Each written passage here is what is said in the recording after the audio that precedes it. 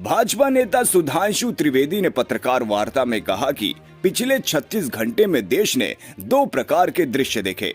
एक विगत 100 सालों के देश के लिए निरंतर समर्पित राष्ट्रीय एकता सांस्कृतिक उत्थान के लिए अपना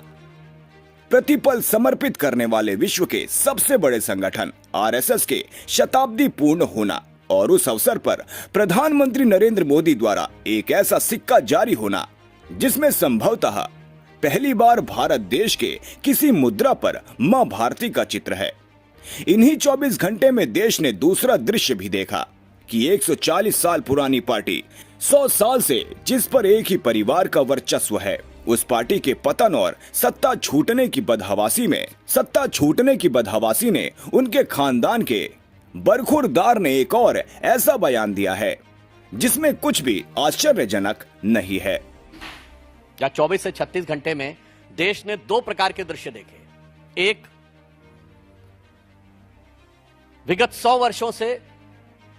देश के लिए निरंतर समर्पित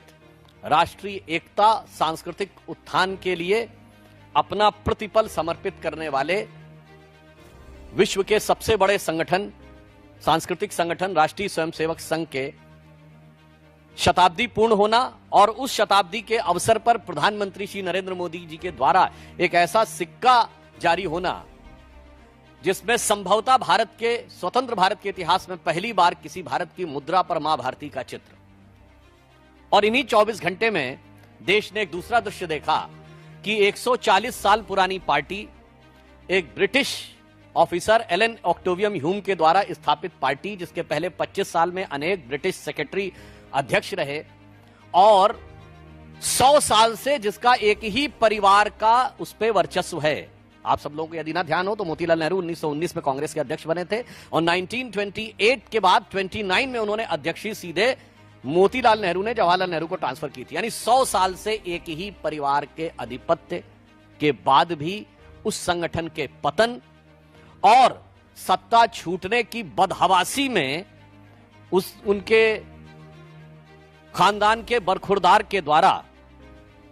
जो कि आज भारत विरोधी शक्तियों के फर्माबरदार बनते हुए प्रतीत हो रहे हैं, अपनी उसी आदत के अनुरूप विदेश की धरती से एक और ऐसा बयान दिया है